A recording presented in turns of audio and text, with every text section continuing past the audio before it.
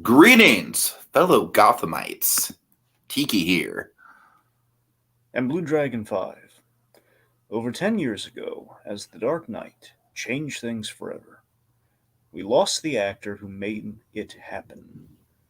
Heath Ledger delivered the ultimate performance that left us eternally wanting more, and while we all thought we saw the last of his portrayal as the Clown Prince of Crime, two men unearthed amazing footage of what he might have done next. The job falls to us to comb over the files and documented exploits of Patient 4479 in this ultimate tribute to the role of a lifetime.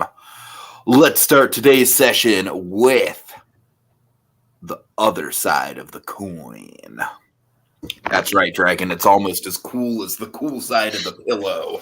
It's kind of Billy D. Williams correlated, so actually... I know, right? All right, well, Dragon, I got to say, it's been a while since we've done a Joker blogs. We've been busy, Spielberg month and all that, recent releases. June happened to have all the movies come out, just all of them. But we're back. And Dragon, I got to say, this is definitely my favorite of the season 2 episodes so far, outside of the one that I claimed is like one of the best uses of found footage that I've ever seen. Outside of that one, I would still give the edge to that one. This is definitely a good kind of ramping up of the tension and the stakes. I will say, though, Dragon, I have the one, it's not even really a nitpick, it's kind of an asterisk where it's like, I think everything that's going on is all good stuff. It's all compelling. I kind of wonder if there's maybe one too many plot points, because just honestly, it's a lot to keep track of. And I was kind of struggling with, where we were in regards to, like, it's been a while since I watched the last episode. I probably should have rewatched the last episode to prepare for this one, but I don't know, there's just a lot going on. And granted, I'm sure that it's all going to tie together nicely. It's just a lot to keep track of. And obviously the Joker's been building his grand entrance. So, now that we're there, I would like to think that we're going to get more Joker screen time. But I don't know. It's, across the board, it's quality stuff. Love the ending. Mm-hmm. I just, honestly, it's the Phantasm stuff, Dragon. It's the Phantasm stuff where it's like, it's good, but it's, I question if we need it. It doesn't really feel like it's tying with the other plots. But, all right. Yeah, so, should I recap and then give context, or give context? Well, I would, just overall, what are your kind of thoughts on the episode, I guess? Let's recap is like right before we dive in. Yep. So I would say probably context first. So obviously, with season 2 of the Joker blogs, we're working within the gaps of, the Dark Knight and Dark Knight Rises. We confirm in this episode we're 2 years into the 8-year kind of like, gap between, Dark Knight and Rises. We're in the final stretch, my friend. All three of our stories all three of our main stories have collided. We have, the Joker story, we have Dr. Arkham trying to save his wife, and the Phantasm, but also Harley Quinn in the mix. Harley and Quinzel in the mix. One could say we've forgotten about her just long enough. Mm-hmm. There's some production stuff I want to tell you, but then there's some stuff I want to kind of wait on. Let's just say this is post BVS. And you can kind of tell if you listen. You can hear it. You can hear them using the the Hans Zimmer and Junkie XL music during certain sequences in this. Okay. So yeah, let's just say that there have been many production delays, often between episodes. Basically within this stretch, for like the last 2 episodes, there's been some production delays that had mounted, and I mean, with that in mind, if there really was like a really long gap between the episodes, I don't know, Dragon, I feel like a previously on would have helped in this case. True. Maybe. True, but there's a bit of a reason why we didn't get that, and again, I'm gonna wait on telling you why. Regardless, yeah, I mean, overall, I'm head over heels for how we kind of weave the narrative in terms of kind of Joker and Batman making their way to the main story, and especially how Joker makes another stunning Joker entrance, to quote Batman the animated series. So yeah, because of that, I can never knock this episode and just how great it is. I mean, look, I want to hold the episodes up together, though. I mean, this episode has spectacular moments and it does have a lot of great build up and payoff. And again, this is like very much like the stage has fully been set for the grand finale with this episode. So with that in mind, I think it is a great, just kind of like we've prepared everything. It's ready. It's the appetizer. The table's been set, but it's an appetizer with like sparklers on it.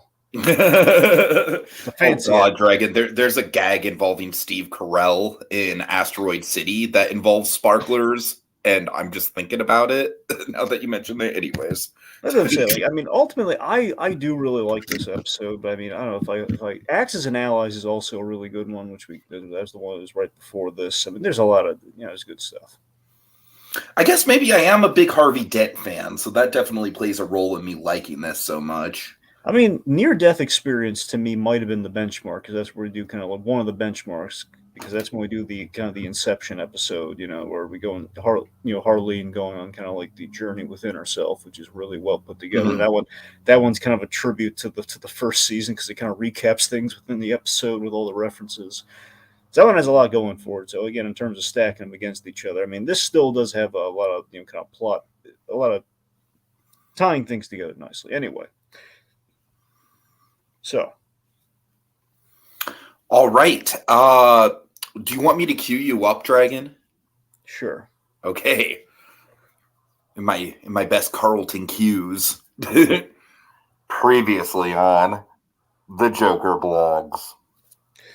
So, long story short, there was the day of the Arkham board meeting, which mainly comprised of mobsters. Andrea Beaumont filling in for her father, who was mysteriously bumped off, died mysteriously in an explosion, in quotes. And Lex Luthor, the new owner of Arkham Asylum, who acquired it through very shady means by making an unholy alliance with the Joker in the first season of the Joker blogs, which is revealed at the very end of that season.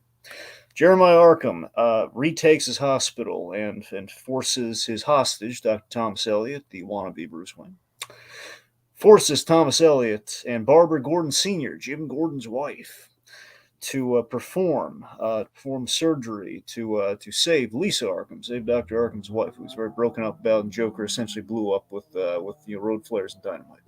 Mm-hmm. So. Sorry, fireworks and dynamite, not road flares. But I think there might have been a few road flares thrown in there to make up for the dynamite. That's my headcanon anyway. So Lockup has been sent to go after Summer Gleason and Jack Ryder, the terrible cameraman. They're saved by one of the best henchmen ever, the only one who could possibly give Bob the Goon a run for his money, Ted the Bum. But Jack Ryder dies. Womp womp. Anyway, Joker is philosophizes about self-discovery and knowing who you are in 3 steps, which parallels Batman, who is entering our story in kind of 3 steps here, and got these 3-step installments for like them regaining their iconography, essentially, making their way to the main story. He infiltrated the meetings, matches Malone, and kind of faked his death. Harleen, she endured the Valley of Fear experience from the Scarecrow and beat the scares, and most likely beat the crap out of him, forced him to leave. Dr. Arkham has bought the hospital. Where we last left things, Dr. Arkham bought his hospital back for $1, a silver dollar, from Lex Luthor. And again, it was like bitter irony. He basically rebought his hospital using the same shady tactics he used in employing the Joker to facilitate the original sale. So it's the ultimate kind of revenge.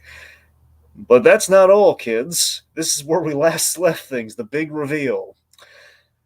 Two-Face is alive and has shot Lex Luthor. Mm-hmm. There we go. Now you're all up to speed. All right. So let's just go ahead and dive into things.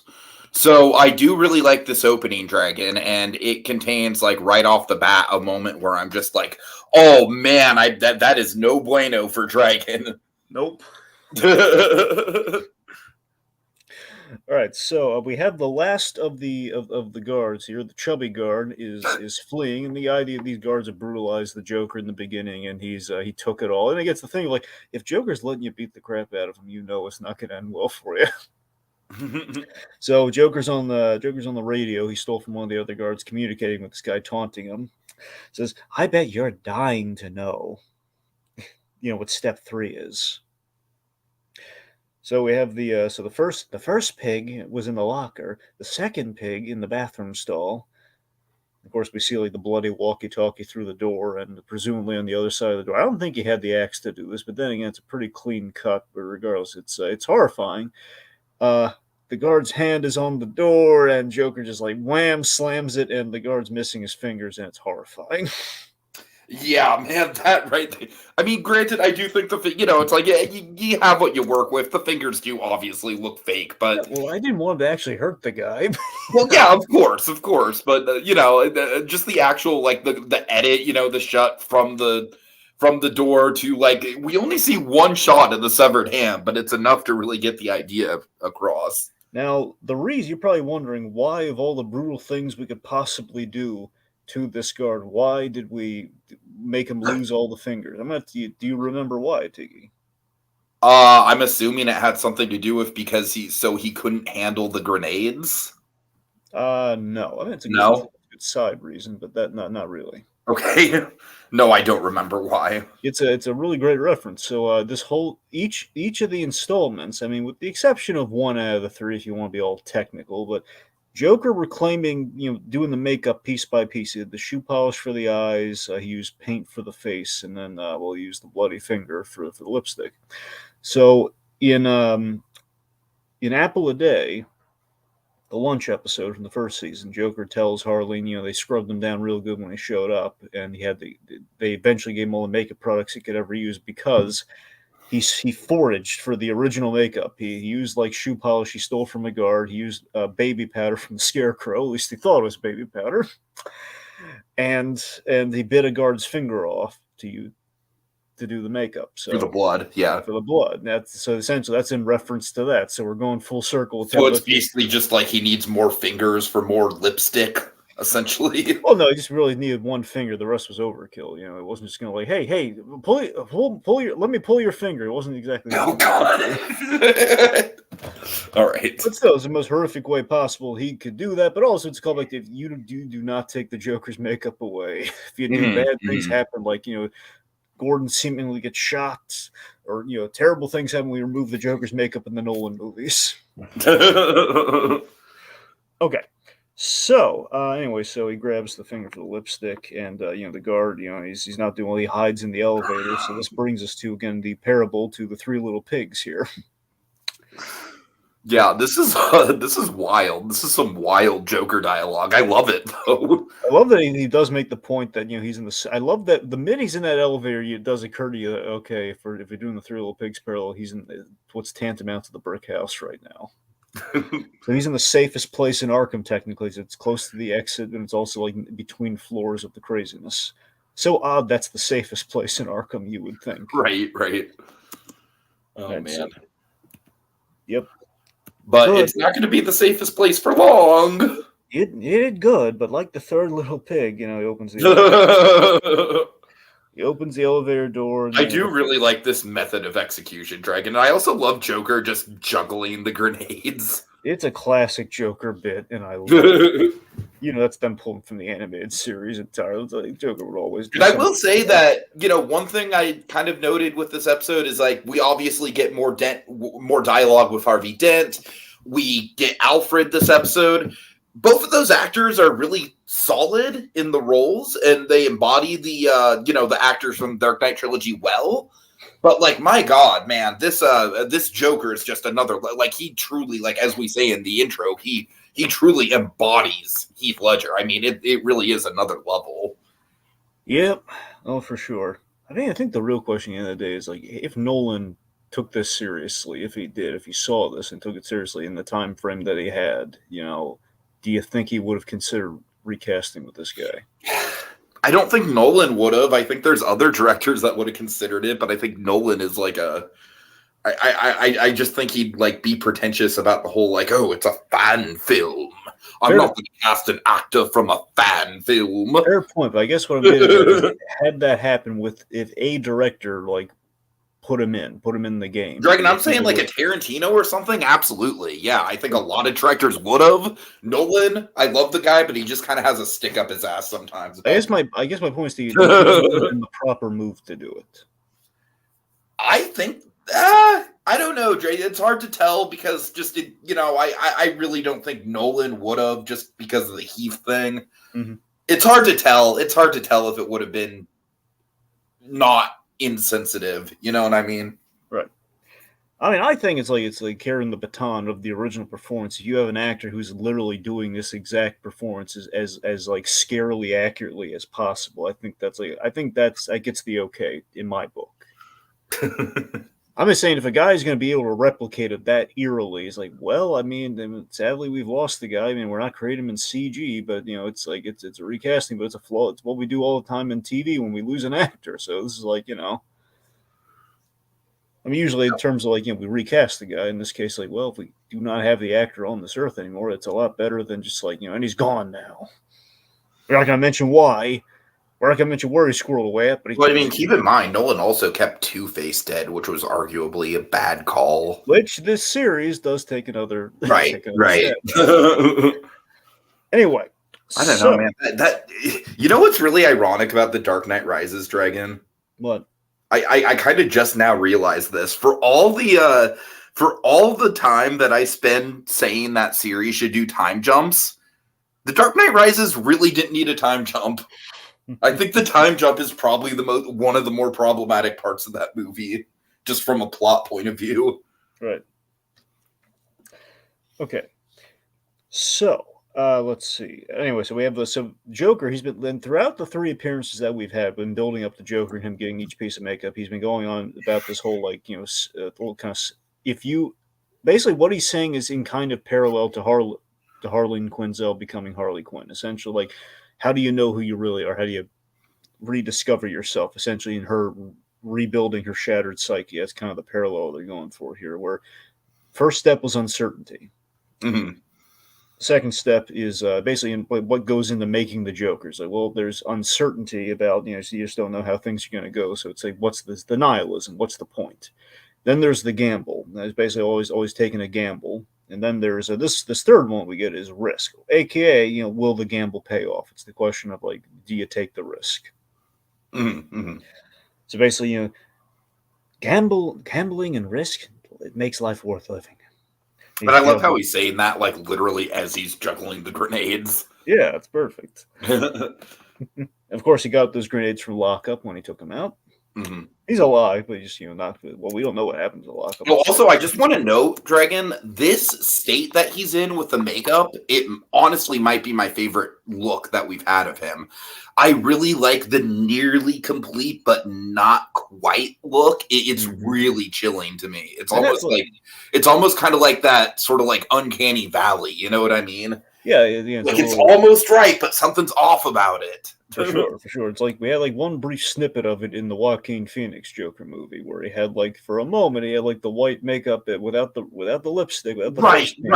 Just the white paint and the green hair. It's eerie. All right, let's see. So it's also, I guess, in the subconscious sense, it's like, okay, he's going to do something violent to give us the red on the face, Mm-hmm. All right, let's see. So you have to be prepared for when the cat dies or the boat sinks, or when the big bad wolf finds the chimney. Of course, he finds the opening shaft of the elevator because the guy went on the elevator. He was going down towards the exit. So, and like I said, Dragon, just the idea that this dude literally doesn't have fingers on one hand to deal with these grenades, just kind of like it's just kind of like just like the last straw. You know what I mean? It's like the straw that broke the camel's back. It's like, oh, come on, you got to be kidding me! I don't even have a chance to get out of this now. exactly. And also the big bad wolf, and he has dynamite. So the first grenade, here's I love the tension there because he throws one grenade which still has the pin. The other again, it's got the whole uncertainty and the gamble and the risk here all coming together here. Where you toss the first grenade, has the pin, so you don't know what's going to happen. You toss the other one is like it's essentially a dummy grenade, it seems. But then the third grenade, right, and you have two other grenades in close proximity, so. I feel like that's almost like a Doctor Strangelove sight gag or something. Yeah. So it'll be better next time. Anyway, so these. So when I'm not feeling myself, just remember he's talking to the camera here while he's applying the lipstick via severed finger.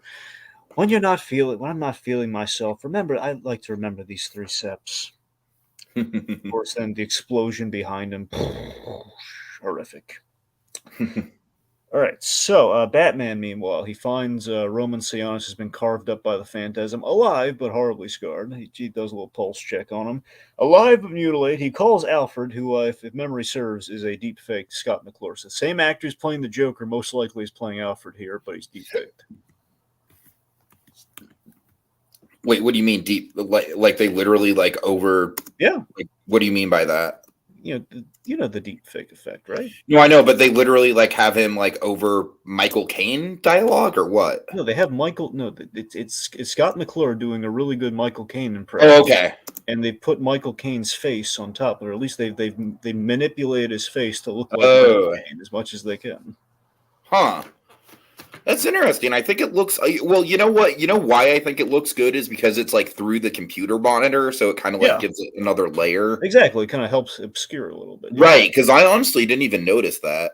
Now again, I believe that's Scott McClure because let's just say he's done this in other things, so I'm inclined to believe this is him testing out the effect for the first time.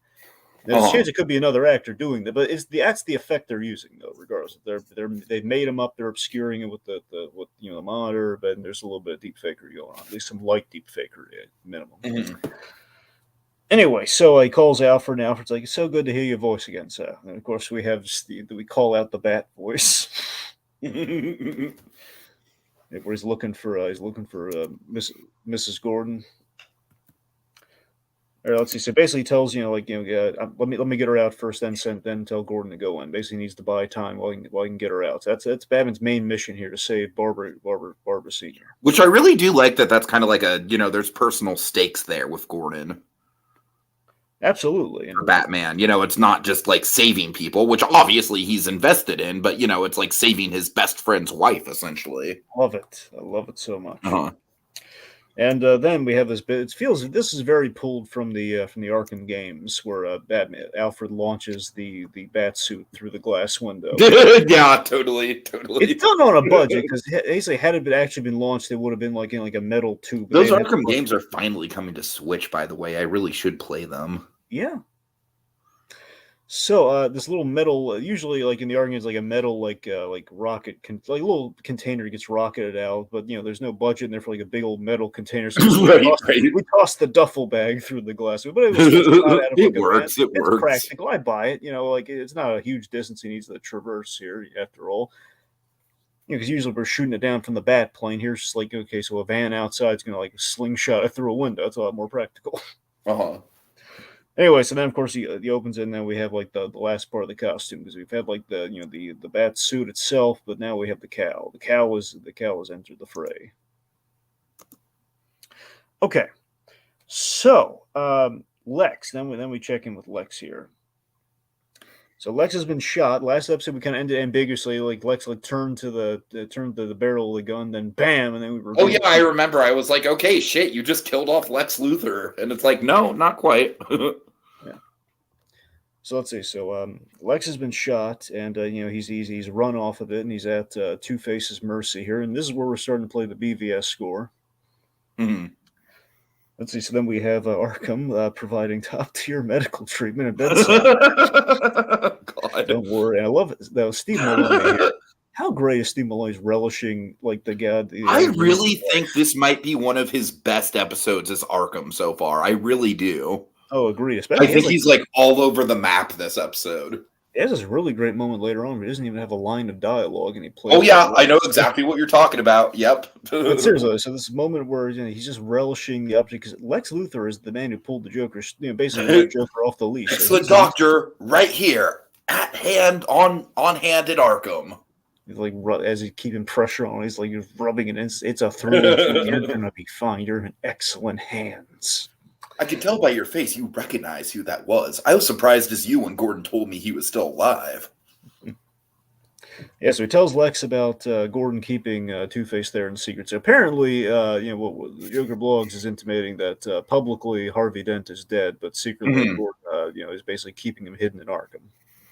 Which honestly, that would honestly, like, there's nothing in The Dark Knight Rises that fully contradicts that. That is true. We go to Blackgate. We don't go to Arkham in that. Yeah, movie. Because like honestly, if that were true, I feel like it'd like add another layer to the whole Gordon feeling guilty about the lie thing. You know what I mean? That's true. Obviously, Nolan would never go for no, he's actually, because he made a very definitive plea no, he's actually dead. Yeah, that's the problem. Fucking again, I feel like that's one of the Nolan stick up his ass things. It's like that movie would have been so much better with Two-Face. I mean, look, I don't want to rewrite the movie or anything. Let's just say there might be a version somewhere of The Dark Knight Rises where you'd have the big plot point of Harvey Dent is revealed in the public. Right, exactly. Or it's the only way. I feel like that, just replace Talia with Harvey Dent. And there you go. Most of the screenplay can stay the same. Obviously, Bane doesn't have that stupid twist at the end where Talia's the real person pulling the strings the whole time. Yeah. Anyways. Okay, point being, still a heck of a reveal and foreshadowed very nicely, because way back during Further Evidence, when Arkham is he's making the video to give to Gordon, which is why Batman's there in the first place, why he infiltrates the whole thing to save Barbara Sr. here. He mentions, I know about your secret in Arkham. Mm-hmm. The secret in Arkham. It's Two-Face. Now, this is I love this plot, though. I love this plot point. It's the idea that he's not going to kill Lex, but he's gonna make sure that he knows that he's outmaneuvered here by the man that he broke in the first place. It's very much almost like a Dark Knight Returns moment. I want you in your private moments to know the one man who beat you. Totally. So basically, he says hey, you now know this secret and you own this place for 2 years, but because you're so rich and elitist and you didn't care if the public ever finds out, you're gonna, you're boned, my friend. You are, no presidency for you. All of this for nothing. Everything you went through here for nada. So it's a brilliant way that he has Lex Luthor under his foot, and he also got to shoot him too and get away with it. Mm-hmm. He gets to insure. It's his insurance policy for why Lex Luthor. Because the main reason he did all this is because he called out in the last episode. If Lex leaves, he knows in 5 minutes he'll call someone and have the Arkham Asylum firebombed or him shot. He knows he'll retaliate instantly. So it's the only way he's going to guarantee Lex is not going to retaliate against him. Because he has dirt on him. Mutually assured destruction, essentially. So anyway, Arkham, they're kind of bonding by way of blackmail here to Lex. Don't you worry. Your secret's safe with me, Mr. Luthor. Says it with such relish. And this is where he calls out the 2-year thing. You didn't know he was here for 2 years. There'll be a chain reaction of investigations, and which will then lead to the events of the Joker blogs. You caused the massacre, you hired the clown, et cetera, et cetera. It's all going to unravel should the secret get out. So then Two-Face at the end here says, as they're about to make way here, Two-Face asks, "Am I free to leave?" He says, "Your half of the deal is done." He tosses him the coin. You can leave after the other half. Mm-hmm. Yeah. All right, let's see. Let's see. So then we have the this really creepy dead Pearl shot. Oh yeah, that really threw me off guard. So this episode is Pearl, man. Let's take one more second just to acknowledge this poor woman, man. She went through the fucking ringer. She was just starting to get her life back together. And the most twisted thing too is that Arkham shot her after he himself was victimized with her for that. God! Right? Exactly. And he shot her. Oh man! Really cool. So I got to admit, this episode is full of a lot of nightmare fuel for me. One with the fingers, and two with I gotta admit, a super graphic surgery. We did not need to see any of that.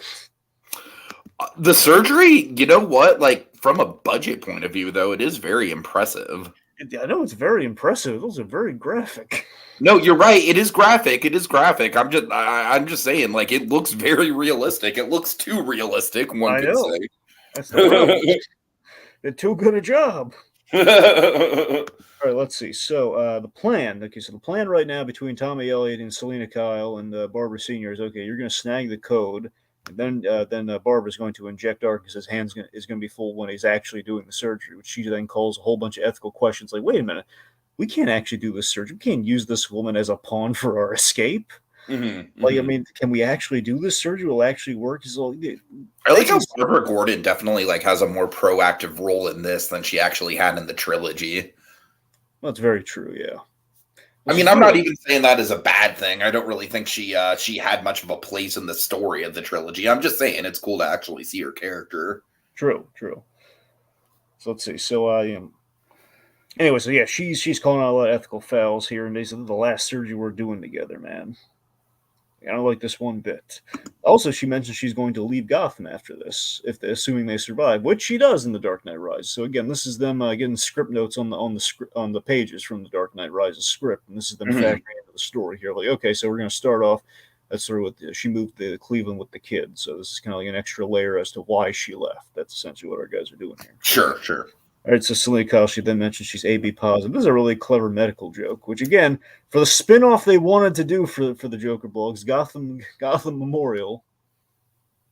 Or Gotham, Wait, are you serious? Well, I told you when we had the Tommy Elliott Further Evidence episode way back, there was kind of like, that was almost like a backdoor pilot for the show they wanted. I don't remember that. That's funny. Yeah, I don't necessarily know if that would have worked per se, but well, again, it wasn't something. It was basically a hope of like in the advent of like we're doing the shows now like Gotham Knights and everything, or at least what the Gotham show was supposed to be with Gotham Central. The idea was it would have been like Gotham Central, but with Gotham General, Gotham Memorial, but it would have been a hospital set in Gotham.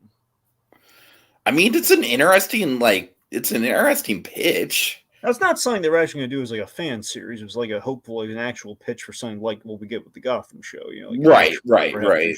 Should things get noticed, perhaps one day, we can do the Tommy Elliott show. If we can't use Batman, we can kind of use the world of Gotham in a way that's kind of. I do wish that the Gotham show would have stuck. I mean, we love Gotham, of course, but it would have been nice if it stuck a little bit more to like being a GCPD show. I know, look, foremost. Again, they had the opportunity right there. Again, just Gotham Central with Jim. Season 1 essentially was that.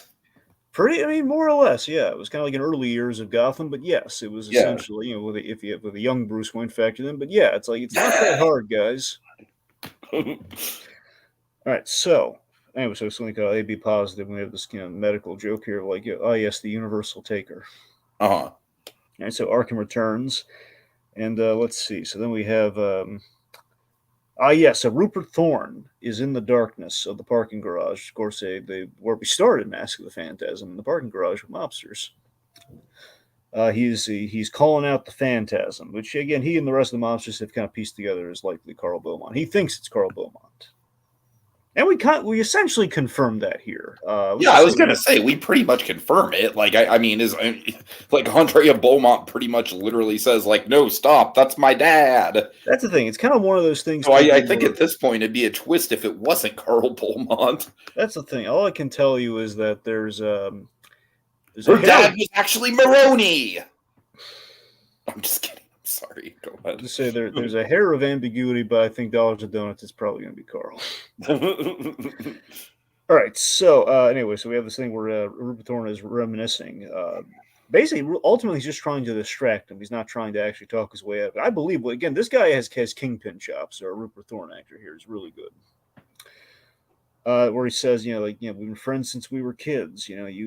I took you out to the city, and you showed me what could be attained, what was attainable in terms of what you get with money and influence, basically having a cushy life outside the city. I was at your wedding. I was at your daughter's birth. And the whole you betrayed me, Carl. Betrayal. Yeah. But I forgive you, Carl. And I hope you'll forgive me for your wife, because Rupert Thorne orchestrating the wife's death. But I'm not talking my way out of this. I just want to say it was good while it lasted. And then he brings up the cane sword, and then we're gonna pay off some stuff, but we'll get there. I do really like how the sword is incorporated. Yeah, and he's had that cane since the beginning. Mm-hmm. Yeah. All right, let's see. So Lex tries to manipulate Two-Face, very interestingly, like the Joker did in The Dark Knight. Yeah, absolutely. I like the layers there, I like the parallels there. And so my favorite thing about Two-Face here is that it really does feel like a fully fleshed out version of, like Two-Face with the, with kind of like the we speak and all that. Yeah. Which is obviously just due to the nature of the plot and the fact that he was only Two-Face for like a couple hours? Maybe a day. Maybe a day, yeah. Maybe. It's like, this is a Two-Face that's, that's gotten, the big bad Harv is like fully sunken into his his mindset and his psyche. I think the subtext, personally, I think the subtext is him being locked away in Arkham, like as a secret, is what did this to him. I think that's what's kind of like brought out, like him being confined in secrecy and this deep within the bowels of the asylum has driven him to like more of the traditional Two-Face mental unrest. Like that, just everything he did in The Dark Knight sinking in. I think, like, plus he had like a near-death experience. I think a lot of that is that would be the more Nolan way to describe it, is just just have it be just a more realistic interpretation of the mental illness instead of just like, oh, he's gone crazy. So yeah, I could see what you're saying. I just think, it's been like a lot of solitary confinement. All the moral compromises of The Dark Knight is really bouncing in his head, driving him to the brink of madness. That's ultimately what I think. That's what's kind of brought him to this. That's at least my headcanon. So Lex tries to manipulate him, and he recalls his first meeting with Harvey Dent that he had once back where, how he respected how certain Harvey was. And again, there's that manipulation there. Is Lex trying to like, hey, you're a certain guy. You don't have to leave it up to a coin flip. He's really stroking Harvey's ego, yeah. Yeah. Of course, no gray, just black and white. Mm-hmm. It's infectious, even to Lex Luthor. What happened to you? So he says, Harvey Dent died. Come on, that's not true. You're more than just a two-faced monster. Mm-hmm. Yeah. So then we have this bit where he says, look, he basically tries to schmooze him with the cushy offer of like, hey, you can be my vice president. He's trying to give him like a vice president offer for his campaign. Psychological help. We get you some of the best plastic surgeons. Some psychiatric help. And you kind of, a part of you buys it, right? I mean, the kind of like, because again, people have had. I do think that Luthor does have genuine respect for him. I will say that much. I do too. Like, I think he is obviously trying to manipulate the situation to his own means, but I definitely think there is genuine respect there. Do you think Luthor would have gone far as to actually like go the full deliver on the promise of like, we'll fix you up and we'll make you turn basically kind of a rags to riches? I don't know. I mean, it's I would like to think if it was in Luthor's power, he probably would have. I'm just saying. Well, here's the thing: the plastic surgery I buy, but then the whole psychiatric help is like, well, we've seen how far that's got him with buying Arkham Asylum. I'm just saying, seeing like how much he cares about that. Just saying, yeah, he really didn't give a crap about psychiatric care at Arkham. He just wanted like I've polished up the buildings. I mean, sure. These guys threw money at it. Look at those new monitors. Look at that. I did that. Look at the monitor. Money. Yeah, money did that. Oh God. All right, so Harvey is dead. We weren't talking to you. And I do think he really does nail that Aaron Eckhart cadence. Yeah, that's the thing. On the rewatch, I was wondering how he was going to hold up in terms of the Aaron Eckhart thing. Obviously, the hair color's wrong, but then again, half of his visually, it's not quite there, but I think vocally, it's pretty on the money. I agree. I think it cuts kind of a visage of an Aaron Eckhart doing this in terms of the performance and everything. So, then, of course, we have the icky scene where we operate the vinyl. Oh, God, yeah. Then again, yeah. surgery's a little too graphic for my taste. I mean, it's like, it's I mean, that is one thing that Nolan hasn't. Oh God, Dragon! What if Nolan just made a movie that was just all surgery? don't say that because he's gonna do it. Don't. Oh God. Anyway, because we already know he's gonna get super intense about the guys making the bombs. Right. Yeah. I'm so looking forward to that, but I know it's old news, but it's on the horizon. Just the fact that when you think about Oppenheimer's premise, it's like it's a bunch of guys sitting around just saying, "So I guess we're gonna make a bomb, right? Yeah, let's do it." It's just when I you mean, boil. honestly, in premise, yes, you're not wrong. Because I mean, think about it. Like, there's only so much they can, in terms of like the construction, like moving of atoms and everything. It's like we've already seen the visual in the trailers. We're okay. We can maybe dress up a little bit visually, but how are we going to get like knowing Nolan like a 2 hour plus movie out of that? Well, it is 3 hours. Did you not know that? Wait, really? Is it officially 3 Yes, hours? it's officially 3 hours. Oh Yes. boy, I'm looking forward to that, I guess. But it's like I wonder, like, Yeah, I'd be more looking forward to it if it was a lean, mean 100 minutes. We'll see how it does. Look, I agree with you there. If it were like that, would be really impressive if you were to do that. But I'm just saying that you gotta wonder, like, if they're gonna do like an end game, like 3 movies in one sort of thing, with like the third act is like him on trial for the bomb. Right. Anyway, so anyways, point being, graphic surgery going. Well, on. I definitely think the black and white stuff is going to be him on trial for the bomb. I just think it's going to be like intercut throughout the movie, right? Probably is my. That's guess. the thing. That's my instinct. But with a 3 hour runtime, I wonder if we're gonna perhaps maybe I don't know. Oh God, do you think he's gonna go the full like the full Dunkirk? Oh my God. Dude, he's gonna get that anyway. We're drifting off focus. Yeah, we are. We really are. The movie's like 10 days away. I like that we see a little guilt. This is a really nice amount of acting here too, where we see a little guilt in Arkham when he's like looking at Pearl as we put the sheet back over her face. A little bit. I mean, I definitely think that there are layers to Arkham in this. In this episode. He didn't want to kill her, but he didn't hesitate to do so. Also, I've been thinking, you and I, a lot of people, we revel in our anti-heroes, we revel in our Walter Whites, and we have kind of these little twinges of that with Arkham here in terms of like this. Arkham, I would say so. Yeah. Arkham is not deep down. He's not a bad man. We saw that he's not a bad man. He's a man who got his priorities a little out of whack, and then he's then that dovetailed and that snowballed and doing really terrible things in season 2. But Joker broke him. We saw that he was used to the guy run a hospital that was intended to help people. Sure. And he just, then he probably cut corners financially because, again, he just wanted to keep, he was desperate to keep in. It's a story of desperation on a man, which then the Joker sees that weakness and then he unravels him completely to the edge of madness and he stitches himself together as like a Frankenstein of chaos. Mm-hmm. So, but still, I like that in a sense, though. Pearl's heart was used for this procedure, so like her good heart is now going to his wife. That is one way to put it. Yes, that's what I'm saying. Like looking in kind of like the kidding logic of the organ donation thing. It's sort of like, Pearl's good heart is going to be in his wife. So it's in a way he's kind of self-justifying, one could say. So Selina Kyle, she goes for the grab, but Arkham's onto her, and he pulls the gun on her.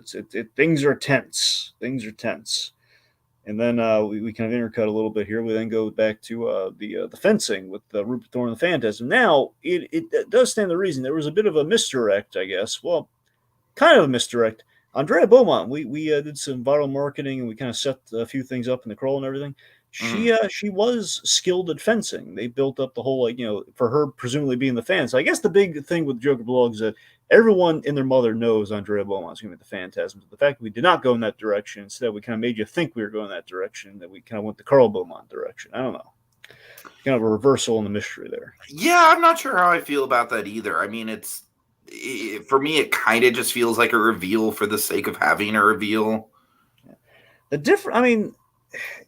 The Phantasm is a little complicated because the one thing, aesthetically, it looks great. I think the realization of the Phantasm is wonderful, and him going after mobsters and having a grudge, all that works. And having Andrea having an active role in things is also a good idea. The problem is that we had a flashback on Carl, but we don't really know Carl, and it's kind of hard. We don't have that moment where we unmask the Phantasm, and then we have like the string of emotions attached to who's under the mask. We don't have that.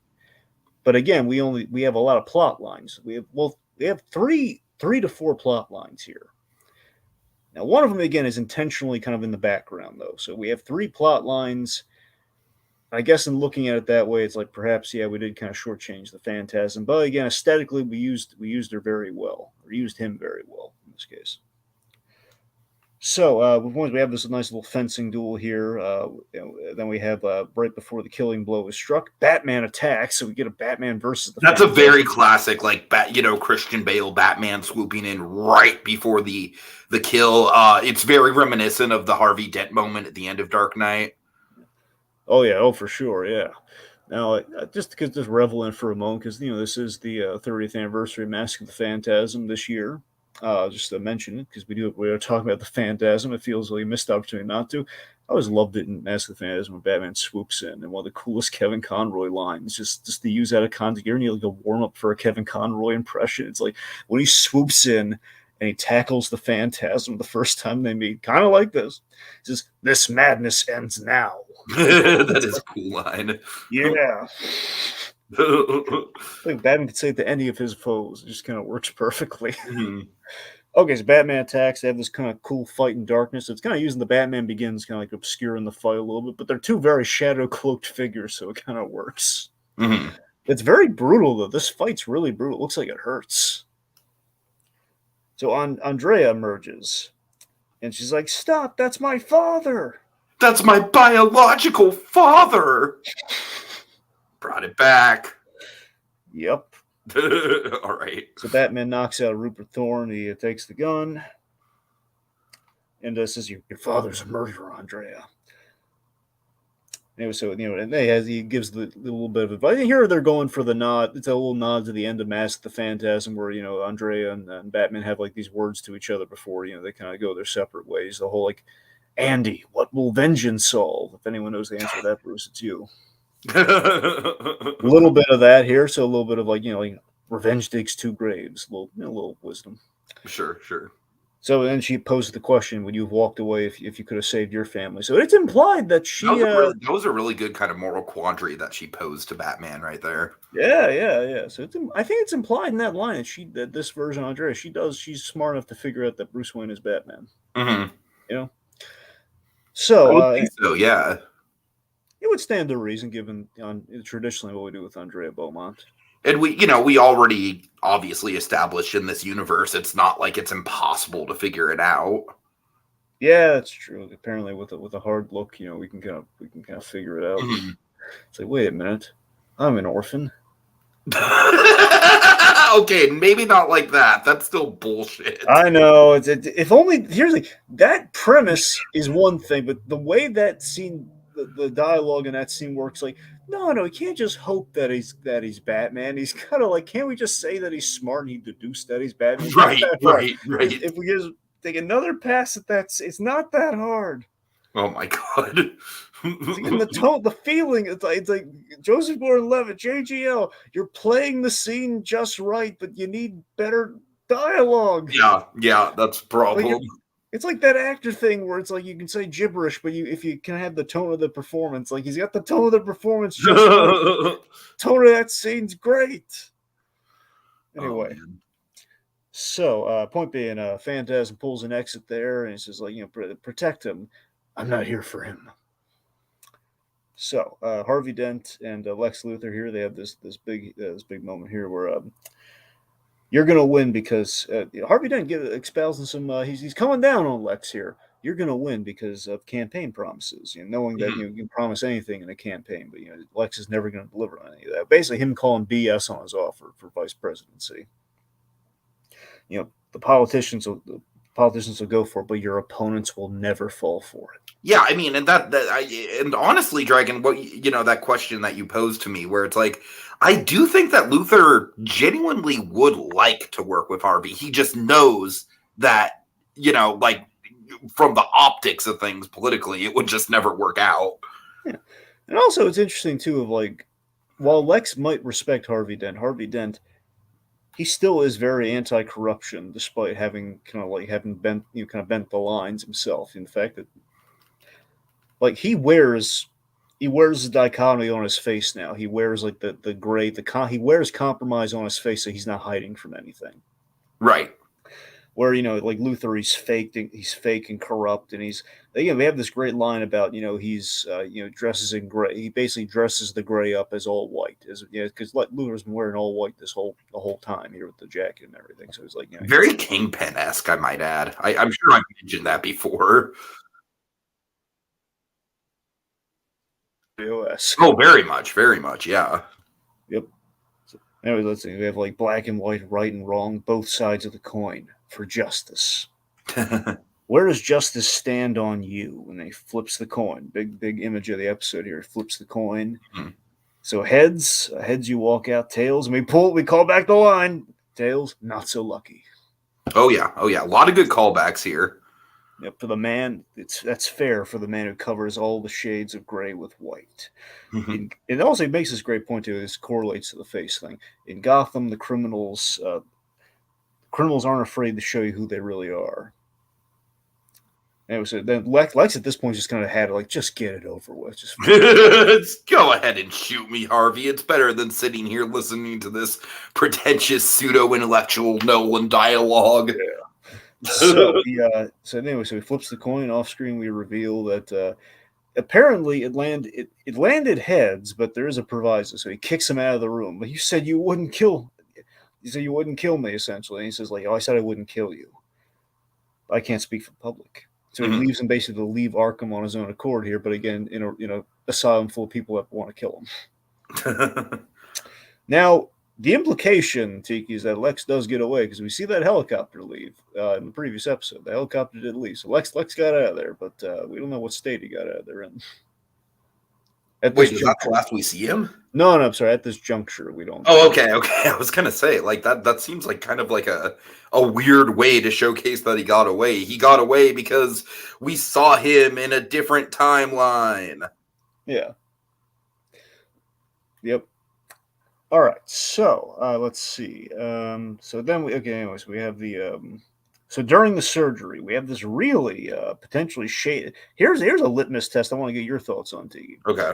So during the surgery, big moment happens. So they put the heart in and everything, but you'll notice that something goes wrong. Something burst in the heart. Sorry, it's making me all medically woozy and everything. Things go wrong, and the question is, was that Tommy Elliott making that thing go wrong intentionally? Oh, yeah. I'm kind of glad you mentioned that because honestly, it was Dragon. Oh God, you know why that was a thought of mine?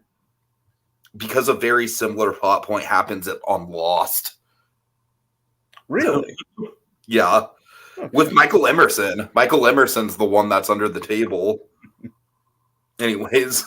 Wait, do you mean under the knife or like under the knife? Yes, under the knife. So he's getting the surgery. Yeah, he's getting the surgery. Okay, so he's under the knife then. Gotcha. Uh-huh. Yeah, so that's the thing. So it's a question because remember, the plan, Selena Kyle's kind of botched the plan. Now she has a gun held on her, so it's kind of him saving her and trying to salvage the plan. If it's intentional, if not, it could just be a thing that happened. Because he doesn't like Selena Kyle. So if she gets killed, it's not really nice skin off his nose. But they do need to escape out of there, though. Mm-hmm.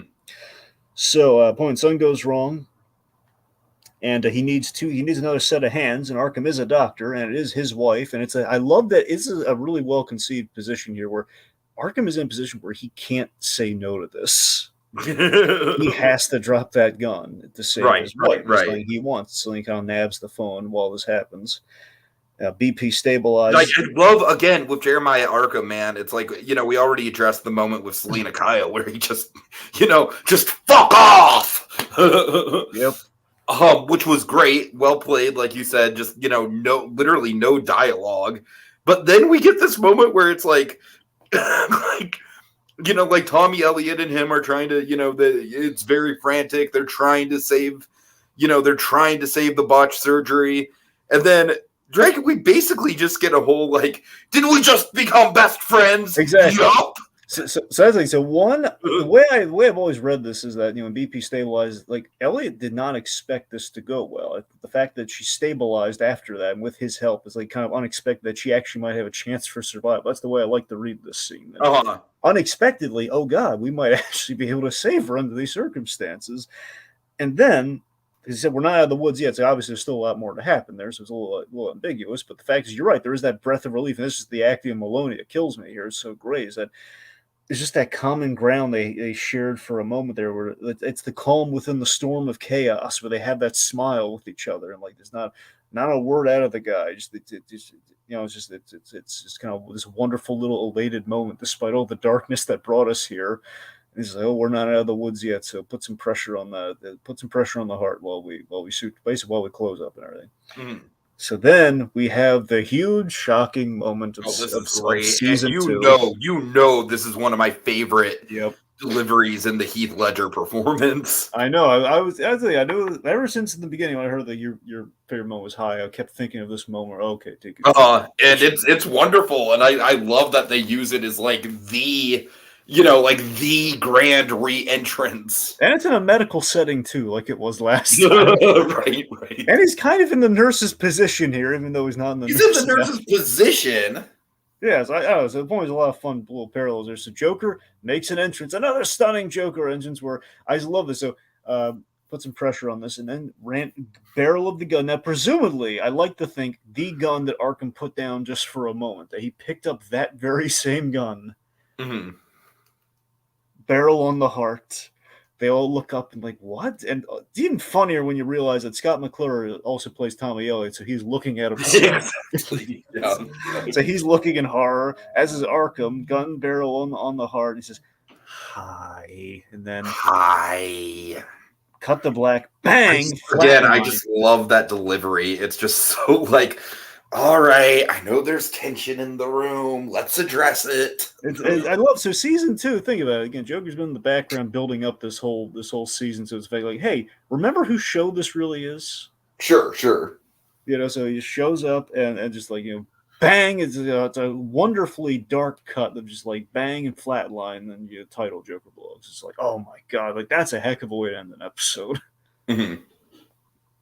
Yeah, eat your heart out, literally, Gail Bedecker. Yeah. All right.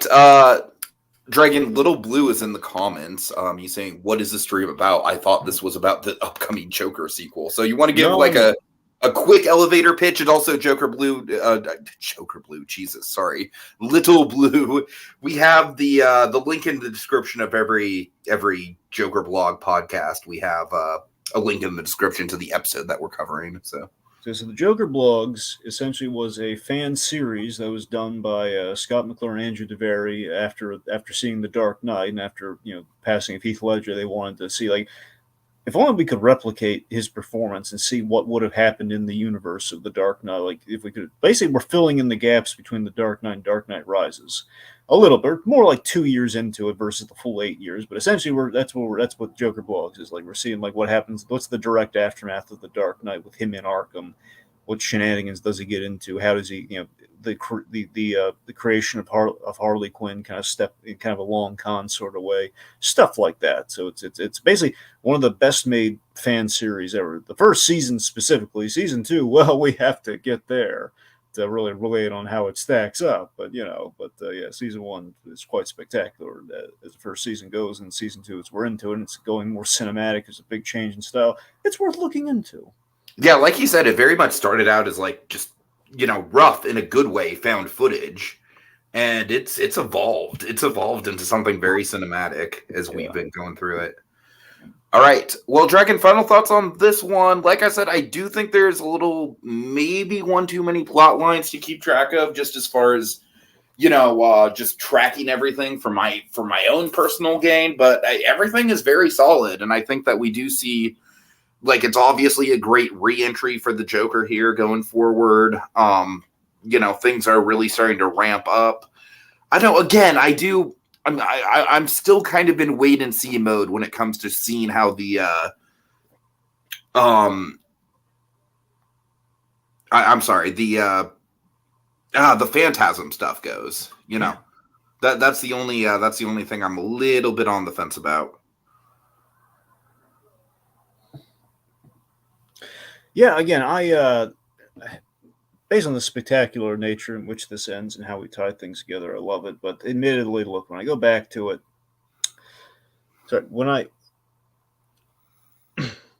Pardon me. When I go back to this, I will admit, because it's such a tough act to follow, the inclusion of the Phantasm may have been overly ambitious. It was cool seeing the Phantasms realized in live action, period, and really well, and kind of in a somewhat Nolan context.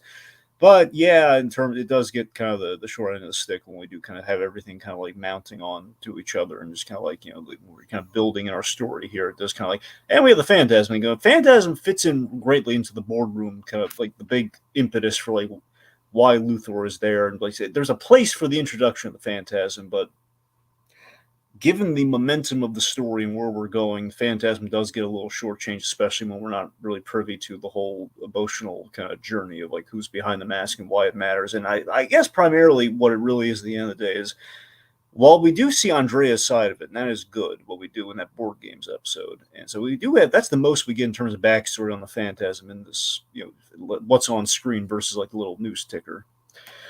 It's that we don't get Bruce Wayne's side of this at all, based on what the story is. Because again, it's the Joker blog, it's not the Bruce Wayne studies. Sure. Yeah. So based on that, in that respect, I kind of wish Bruce Wayne was just going after the Joker. Honestly. Yeah, I mean, we are doing that, and he is kind of on his way because again, he's a man. No, I know he's obviously going after the Joker in the long run. Obviously, I'm just saying, like, I kind of wish that I don't know. We'll see where it goes. I just think the Phantasm stuff, honestly, just kind of feels like a plot detour more than anything else. I do, but it's a very attractive plot detour. Well, it's obviously going to be attractive to you. So obviously there's. I hear exactly what you're saying, though, in terms of like rewatching. It does occur to me, yeah, it was more a tantalizing promise and a great setup in terms of kind of our ultimate payoff here. But I guess there's still room. There's still a little left, so we'll see how we feel about things. Okay. Is that about it then? I think so. Let's thank the folks that tuned in. Okay, well, thanks, Little Blue. Little Blue, I do think you would appreciate this show. Just look it up on YouTube, because you mentioned that Joker was almost in Dark Knight Rises, and that's kind of the whole jumping off point for the entire series. The entire series very much is what if the Joker was in the Nolan universe post Dark Knight. So I think you'd get a kick out of the show. All right. Well, our time is up, and it's time to reseal the further evidence until our next session when we attempt to answer the question, is there a method to the madness? On the next installment of the Joker Blogs case study. You bite your nails, right? Hi.